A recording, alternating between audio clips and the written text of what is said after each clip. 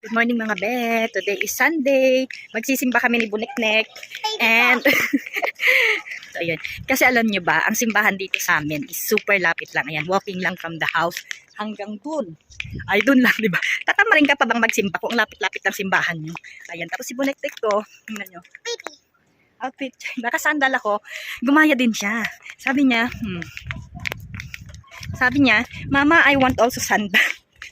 So sabi ko, sige, remove your socks. Kasi itong si Buniknek ko, hindi talaga siya nagtatanggal ng medyas kahit matutulog. Kahit, o dahil gusto niyang magsandal na, patanggal ko ang kanyang medyas. Kasi ano mo naman itong anak ko, gaya-gaya po, tumaya. So yun na nga, ano na ba yung sinasabi ko? So ang lapit-lapit lang ng church dito sa amin. Wala pang 5 minutes, andito ka na. So hindi tayo pwedeng tamarin magsimba kasi linggo lang naman tayong nagdadasal sa church. Araw-araw naman tayong nagdadasal, of course.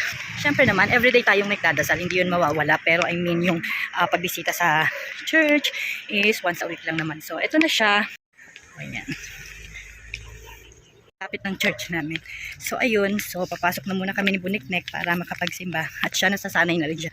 Minsan lagi niya sinasabi sa akin, Mama, we'll go to church. So, ayan na. Happy Sunday and blessed Sunday to everyone.